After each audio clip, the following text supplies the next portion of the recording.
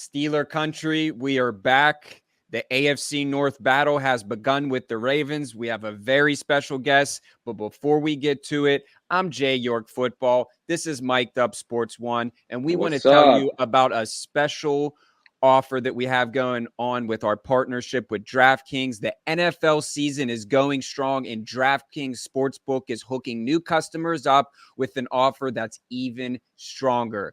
Bet just $5 on any game this week to score $200 instantly in bonus bets. And DraftKings isn't stopping there. All customers can take advantage of the sweet offer every game in October.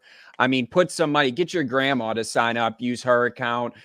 Just do what you got to do to get the money, man. Just put some money in your pocket with DraftKings. Mike? Yeah, my grandma probably will be a better. I guess better. Can I use that both in the same sentence? She'll probably be more profitable than me on DraftKings anyway. So I'll let her place the bets. How about that? Really interesting tidbit for everybody over here. Steelers Ravens this weekend. The last 11 times these teams have met, the underdog has covered the spread. I heard that this week and my mind went poosh, but can you be that shocked with how competitive these games usually are? So I'm going to throw out the pick, Steelers +4. Of course, we're going to make it 12 in a row. They're a 4-point dog. I don't know if they're going to win, but they will cover. But you're absolutely right. We need everybody to get in on the game day greatness. Download the DraftKings Sportsbook app now. Use code SICKSPORTS. You can score $200 instantly in bonus bets. Yep. You only have to bet $5. Make sure you use the code SICKSPORTS. $5. Make sure you use that code SICKSPORTS. Only on DraftKings Sportsbook, an official sports betting partner of the NFL. Jordan. And another one of our guys, we do the Jaylen Warren show on Tuesdays. Yeah. He gets his car done there. Still City Wheelhouse, where the bar is set. Tires for all cars and trucks can now be purchased online at stillcitywheelhouse.com. And guess what? Financing is available. And get this, every week they're giving away money. You guess the score of the Steeler game. I share it on my Facebook, Meta, whatever you want to call it. Now everything's changing, but we're just giving you the best deals. Still City Wheelhouse, John and John over there. It's like Pittsburgh's West Coast Customs. I say it all the time. And our guy number 30. Yeah, and our guy number 30 for the Pittsburgh Steelers, Mr. Jaylen Warren, he gets his car done there. So, just right off. You will not regret it. So make sure you check out Still City Wheelhouse, where the bar is set. And I'm really excited for our next guest. We always, we do this rivals thing. They're rivals on Sunday, but she is our friend. So I think that we can talk some AFC North football and get ready for the Ravens this week. A lot to talk about. So Sammy, let's get to it. Turn up your volume. Because you're about to listen to The Sick Podcast. Steelers Crazy. Harris Smith shields. Flacco Polamalu takes it home. Super Bowl 43. Pittsburgh might be bound for that thanks to number 43. The sickest Pittsburgh Steelers podcast. Sports entertainment like no other. It's gonna be sick. Yeah, rivals on Sunday, friends on Friday. You can hear her. She's crushing it on 105.7 The Fan and WUSA 9 TV. We're so excited to have her on. A recurring guest breaking down Ravens Steelers. It's none other than Melissa Y. Kim. Melissa, what's up? Hey, guys. Thanks so much for having me. I love that this is becoming an annual occurrence now. Yeah. Twice a year occurrence. Yeah, obviously. Yeah, hopefully it's 3 times. Hopefully we see Steelers Ravens in the playoffs. Let's have that. Well, why not? We might have to do a tailgate if that's the point. No, I would love that. That would be awesome. Okay, before we break down this game a little bit, I always like to jump on social media, see what the hot gossip is, right? So, Ravens Steelers, this smash mouth football, iconic rivalry, right? Backyard brawl type vibe and all that, and then your Ravens are listening to some gospel music at practice. What is going on there? Soothing the soul before this? That was today for sure. So we came out. That's not their normal playlist. I will definitely guarantee that. But what's kind of cool is there's like a QR code in the locker room where the guys can take a picture and request to the DJ, request a song or whatever. But yeah, we started off some gospel music today. Like it started coming on, and Jadeveon Clowney's like, "Turn it up." But we got back to a little normalcy after that. Bugatti played after that, so a little Rick Ross future in the house. So just that, I think they just were trying to get people's spirits up. The response on social media, Twitter, X, whatever we're calling it now, everyone's like, "Oh, like in the name of the Holy Spirit, they're going to beat the Steelers this weekend." So it's all in good fun. But yeah, they definitely got some interesting anthem vibes at the beginning of practice today. Yeah, for what it's worth, the Steelers might need a higher power on their side the way things have been going. Things looking up for Baltimore, at least on the injury report. We thought coming into this week that the Ravens would be without this laundry list of players that they have not been without this past week plus. But it looks like they got pretty healthy pretty fast. I'm only seeing a couple guys, Worley, Adafe Owe, right now, who are sticking out on that injury report. Tell me about this list and their health going into this game. Yeah, obviously we're in week 5. A bunch of the guys that were on IR to start the season able to come back this week. We expected, honestly, we did expect Marlon Humphrey last week, but he came back to practice yesterday. He was limited after having foot surgery. He's looking pretty good. I would not be surprised if he did not play this Sunday, though, in Pittsburgh. They might hold him off for London. But on the offensive side, OBJ being back, Rashad Bateman being back, OBJ in a limited fashion, Rashad Bateman in a full fashion, Justice Hill a little bit limited too, and then Morgan Moses, the right tackle. He's never missed a game since his rookie season, so I do expect him to be out there this Sunday in Pittsburgh, which will be huge for Baltimore in the sense that they'll be going up against TJ Watt and Alex Highsmith. So I think that certainly things have been looking up for an otherwise injury-ridden squad. But the good news is for the Ravens that they've had guys that had stepped up in terms of the depth chart. Geno Stone, Brandon Stevens, Patrick McCary, the offensive lineman who can literally play every position on the line. They've had some pretty good success in terms of depth and bringing in guys, I don't want to say off the street, but a little bit off the street in terms of Kyle Van Noy, Arthur Millette, who you guys know from last season in Pittsburgh. Just guys that they've kind of been able to put the pieces of the puzzle together, and credit to this organization for being able to do that. They had that last year with JPP, and a couple other guys as well. So definitely been a lot more seamless than I think a lot of people expected. Well, let me ask about Arthur Millette. I think a lot of Steelers Nation would be curious. This is a guy who had a lot of grit and toughness to that Steelers team last year. Added a lot of grit. Yeah, we liked him a lot. Obviously, there's always fighting words between these two teams leading up to the game. Haven't really, been checking in on what he has had to say about this matchup. I actually talked to him yesterday about the whole rivalry situation, and he was very, very businesslike. He said, I have nothing special, no special thoughts, the Steelers just in the way of what we need to do. We got to take over the division. It's a big rivalry. But he said, I got to personally clean up some things from last week, but he said that he's not making it anything special. So I don't know if that comes into the part of being able to play both sides of the rivalry. I think that's a pretty special occurrence. The last guy that comes to mind is Alejandro Villanueva, the last guy that I think got to play both sides of this rivalry. But he is definitely, I think he's a little bit of an anomaly in that locker room right now in terms of saying that he's not going to make it anything special, because we've talked to other guys. I've talked to other guys this week who I wouldn't say that they have the same perception or attitude of the rivalry, we'll call it. Yeah. Well, tell us about that. Patrick Queen, one of them, right? Oh, yeah. I asked him yesterday because he's a guy that I speak to quite often in the locker room. And he's always said that he relishes playing in enemy territory, because he said there's no better feeling for me than going into a place where the fans hate you, the players hate you, people are literally, you feel the energy just down on you in that opposing stadium when you walk onto the field. That's what he said last week about playing in Cleveland. And so I asked him, you're someone that relishes this opportunity. What in particular, is there anything in particular that you feel going into Acrisure? And he said, look, let me tell you a story. So I guess during his rookie season, when the Ravens did play in Pittsburgh, he was over by the Pittsburgh sideline. And I guess Mike Tomlin was yelling at him from the sideline, which I think you can imagine this. You can picture this occurrence in your head, I feel like. And he said that Mike Tomlin was yelling at him, like, you're not a Raven, you're not a Raven, you're not supposed to be there, you're not even one of them. And so he said, every time I play them now, it's something personal. And for Patrick Queen, who came in during the COVID year, during 2020, that draft class, he said outwardly last year, he's like, I'm 1-5 against the Steelers. So he's like, my goal is always to beat the Steelers. Yeah, funny story. I'm not sure if we talked to you last year prior to this I was happening. just gonna I think say maybe that. it didn't, but Patrick Queen came at me pretty hard on Twitter. Oh, did he? Oh And after he no. did, it was What listen, did you He's say? still Oh my hurt it was God. from it, somewhat. can't you tell? I was going to say I ran upstairs and cried in the corner because he is a big Oh man, no. and I'm not picking a fight with Patrick Queen Oh, anytime I soon. wouldn't I either. promise you that.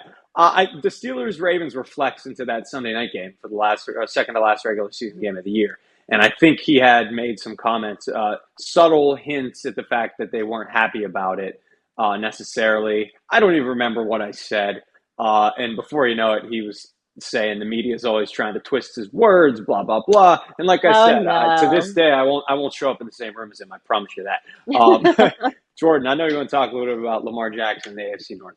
Yeah, before I jump into the questions, I just want to give another shout out to our partnership, Stoney's Brewing Company. You see it on the hat. Why settle for a run-of-the-mill beer, mass-produced beer, when you can have the best? Upgrade your beer game, raise your standards, and taste the difference that Stoney's beer can deliver. When I was up at Latrobe, Stoney's was everywhere.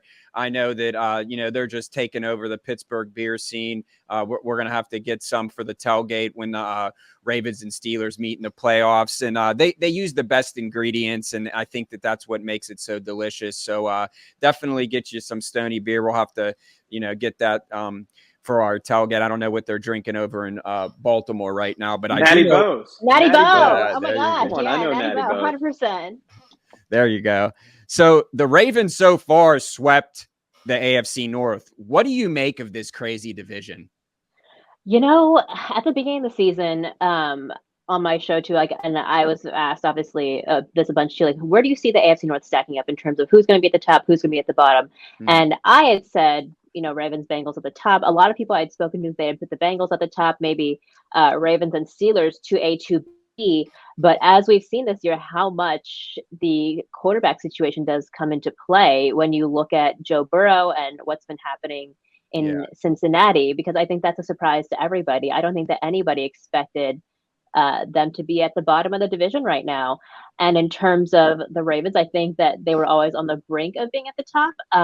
But to be able to be where they are at right now, I think is interesting to look at, because I mean, even still, we're in week 5, and I think it's still up for grabs, in terms of the Steelers and the Browns as well. And so it's obviously extremely competitive. And for the Ravens coming into this particular stretch of games at Cleveland, at Pittsburgh, and then they're going to London next week to play the Titans. This was going to be the most challenging stretch because of the back-to-back divisional road games and because they're playing overseas. And to be honest, I think a lot of folks were hopeful that, hey, 2 wins out of this 3-game stretch would be great. But we're looking right now, and they could be 3-0 by the end of this stretch as well. But I mean, we're about a quarter of the way through the season. I think that now, all these preseason, whatever, working at the kinks of things. I think the time for that is kind of over. You kind of are starting to figure out what your identity is as a team and where you stand in terms of the big picture. So I think that the next couple of weeks are going to be very telling of where this division is going to end up. Yeah, and then I'm going to give another shout out to a great partnership that we have, our guy Mark over at Brushes and Beans. So we have coffee, we have beer, we have wheels, we have shirts, everything. Caffeinate and created Brushes and Beans Cafe. Visit them at 4550 William Penn Highway in Murraysville. Get the JY special, the double shot of espresso. You got to cut the grass. You have some meetings on the weekends. My Saturday, that's when I get everything done that I need to. So go over to Brushes and Beans in Murraysville and tell them that JY and the Steelers Crazy podcast sent you. And this is the $1 million question. And obviously we had to ask you this. Why has Lamar Jackson struggled against the Steelers? Look, this is a rivalry game, right? I think that our viewers are going to love this, by the way. So, okay. Well, I'm glad. I had to ask it. So, no, I mean, look, Lamar knows that. He said that earlier this week when we talked to him. He knows about that. But, in these last couple of years, I think that Lamar obviously hasn't always been healthy as well when he's when he's played the Steelers as well. Listen, they all know what the record is right now. You know what I mean? They all know what the situation is right now. But I think the good news in terms of the Ravens right now is that Lamar is probably playing some of the best ball that he has in a long time.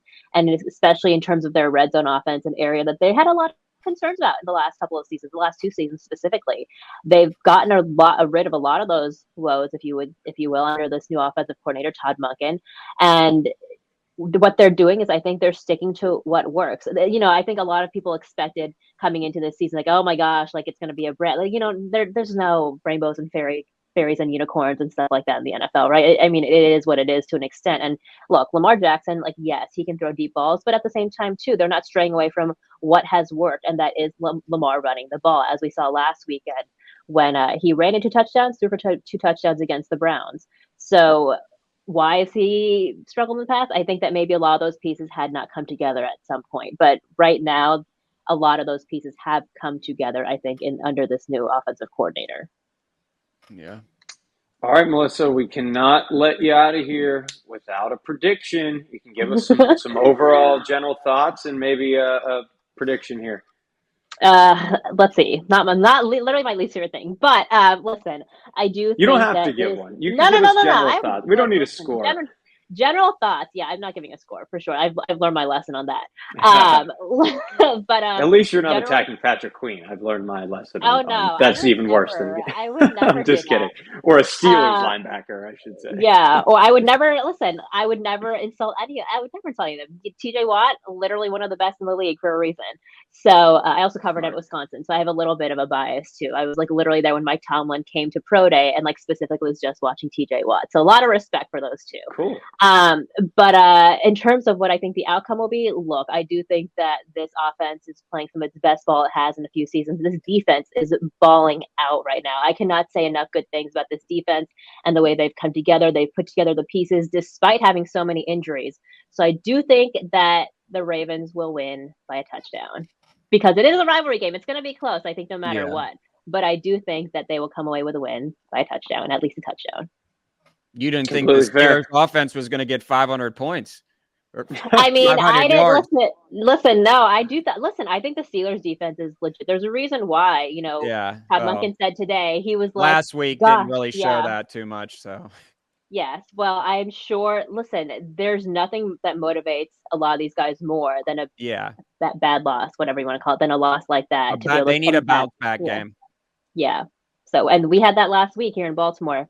After they lost to the Colts, they kind of went out there and showed their stuff against the Browns. So we'll see. It's going to be Melissa, a good one. Shout out anywhere folks can find you. You can find me on the internet, on social and Twitter, X, whatever we're calling it now, on Instagram. I'm Melissa Y. Kim. Yeah, exactly. I'm Melissa Y. Kim. That's pretty much where I post all of my content, including what tunes they're playing at practice, whether it's gospel music or Bugatti. So you can find me there for all the information that you need to know. Awesome. Thank you so much. We'll get as always. Stoney's beer, some Natty Bows, and we'll have a tailgate in Baltimore. We'll throw down towards the end of the season. Let's rock it. That's Melissa Y. Kim. Queen too. Let's do it. Oh my God, totally. We'll come and play nice and make amends. I'll bring Queen. Yeah. I love it. Thanks, Melissa. It's been a blast. Thank you guys. Yeah, I'm not great. Listen, Patrick Queen, like we said, at the end of the day, that guy. I'm not picking a fight with him. You might be watching this right now. The Steelers did win that game. So for what it's worth, I take full credit for getting under his skin. The Steelers are 1-0 against the Baltimore Ravens post Mic'd Up Sports One Patrick Queen exchange of words on the Twitter or the X. So take that, Ravens. We'll see, man. We'll see. Yeah. So why don't you talk? Let's talk about what's on your shirt. Another proud sponsorship that we have. Another local guy. From Florida to Pittsburgh. Yins is the #1 brand for Pittsburgh sports. Finally, one brand to wear all black and gold. Use code SICK15 for 15% off your entire purchase. You like the Pirates, you like the Penguins, Steelers, they have something for you. Taylor's just doing great stuff over there and always like to support local small businesses. So make sure you use our code. It doesn't matter. You can just get a beanie, whatever you want. But I suggest Christmas is coming up. aunt, uncle. They would really appreciate that. And it's great quality stuff. I know I got the hat, I got the beanie, I got the Yinzer dad shirt. Just all around great stuff. So make sure you check out shopyins.com. That's with 2 Z's. You see it on Mike's shirt. You can take it Love down. this There one. you go. No, I Thank love you. this one. There you I go. showed this off from the It back fits too you last well. time, It fits right? you pretty well too. Yeah. Got the Yins There you flag go. on it. If you There guys you can go. see it, I mean There that's you go. different. I went out with There this, you go. rocking it at Pittsburgh Steelers bar in South Florida, and they were like, "Where did you get that? That is absolutely It's a great sick." conversation starter, So, especially in Florida. It's a great it's a great, conversation. it's a Yeah, great yeah, conversation starter, bro. my And yeah, uncle's I from the mean, North Hills. don't forget Breakpoint Pacific Beach. Every Steelers game, big Yeah, supporters over shout here. out to So them. we They appreciate that. messaged me. Shouting us out too. Definitely shout out to them Good, guys. good people, no doubt Yeah. about it. So before we get out of here, I just kind of wanted to talk about, the Mike Tomlin press conference, and as well as, Matt Canada. Obviously, everyone was waiting for that. I think that you tweeted it out earlier. He just seems like a guy that just wants to resign. Like you could just tell like the tone of his voice. And something that I did notice too about Kenny Pickett. And I love Kenny Pickett, man. Covered him in college. He just really seemed irritated when they were, just like the questions that he was getting asked. And I know that, the media can be tough to deal with, but just kind of wanted to just see if you thought the same thing. Cause I watched his interview the other day, and then the Matt Canada, and obviously everyone's disgruntled right now. But it just really, really showed in both of those interviews. Like it's the fire is lit. Let's just put it that way. Yeah, I mean, you can act like you don't hear the outside noise, but they do.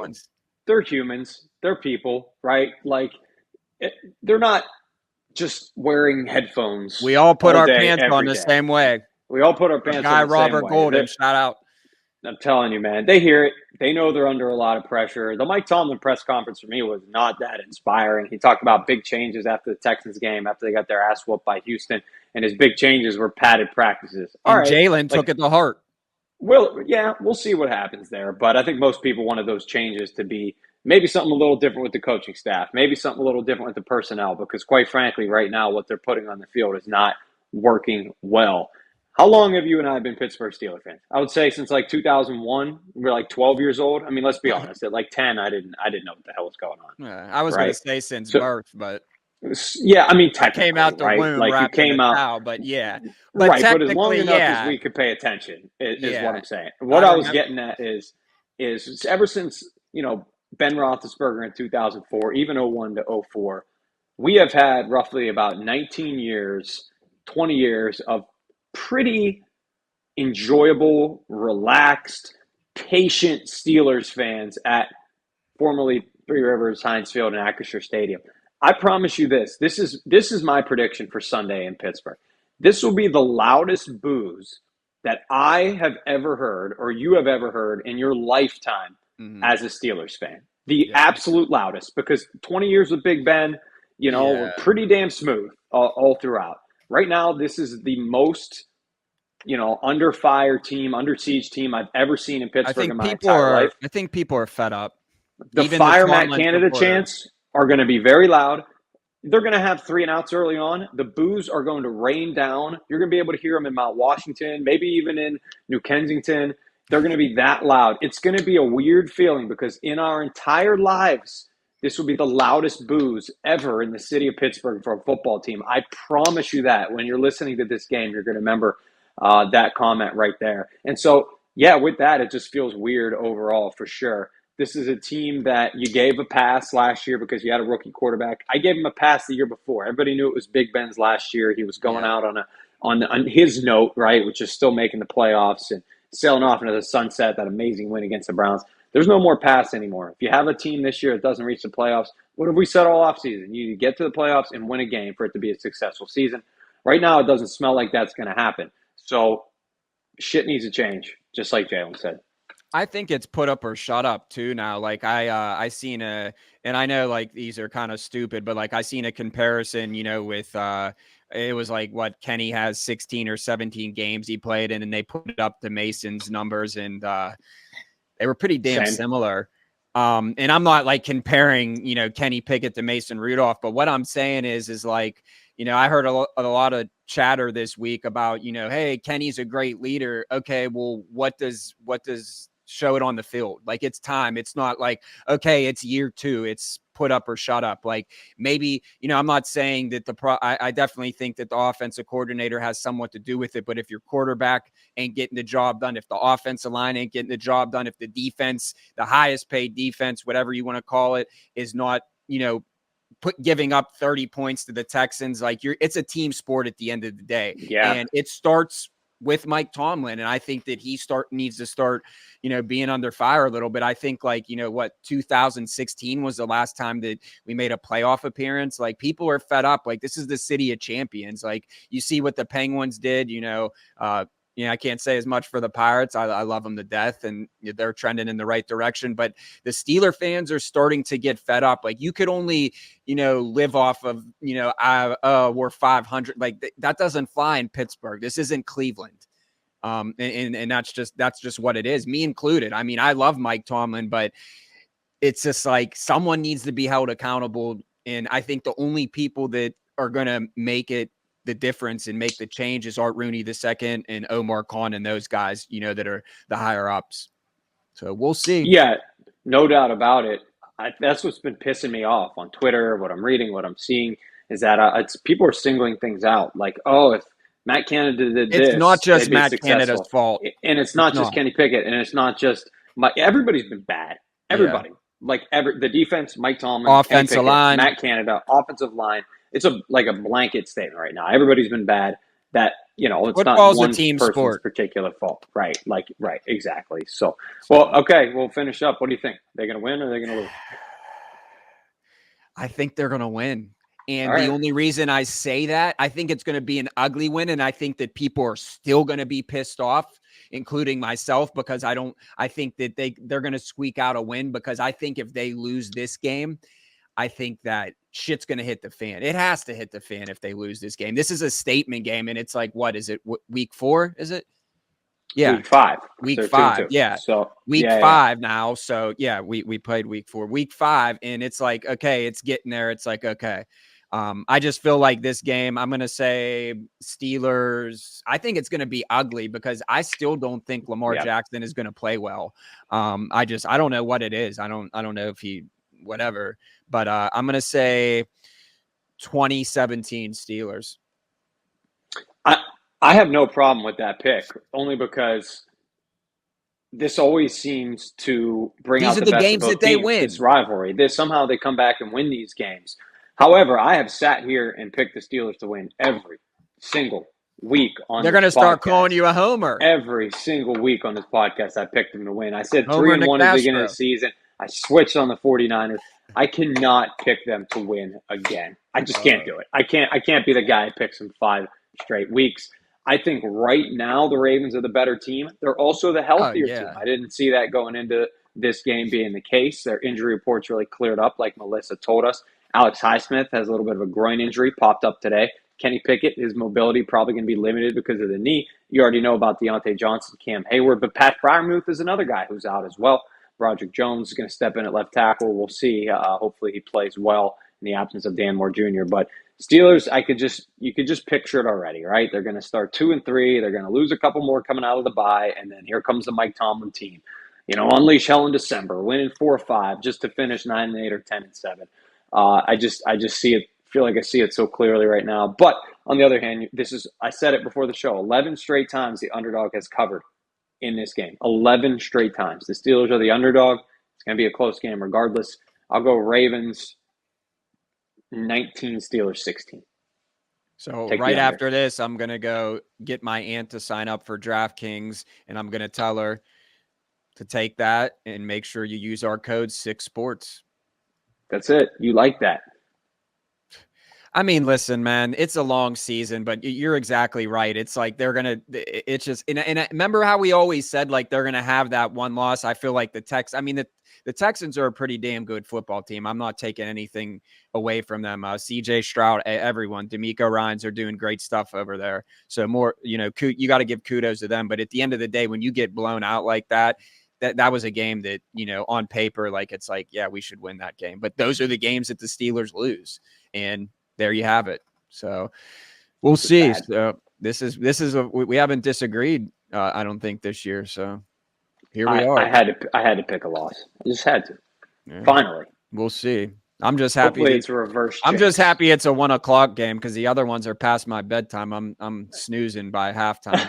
I love these 1:00 games though. So, but get your coffee, get your yams, get your Stoney's beer. There you go. Full day. Have a full day. I think I need to head over to Brushes and Beans. I'll save the beer for the weekend. I do need new tires as well, so I got to head over to Steel City Wheelhouse. Everything. Boom. Check the boxes, man. Yeah. So thank you guys for hanging out. I really enjoy these Friday shows, the Rivals, because it's cool to, she's in the, the locker room, she, with these guys, and a recurring guest, just all around great stuff. It's always good to get, the foe, I guess you could say, even though that Melissa is a great friend of ours. So make sure you guys subscribe. Again, this is the Sick Podcast, Steeler Crazy. I am Jay York Football. This is Mic'd Up Sports 1. Here we go. Hopefully we can get the win on Sunday. If not, it's going to be an interesting week. Sammy, take it away. And that's a wrap. Hope you don't miss us too much until next time. Follow the Sick Podcast Steelers Crazy on YouTube, Instagram, Facebook, Google Play, and Apple Podcasts.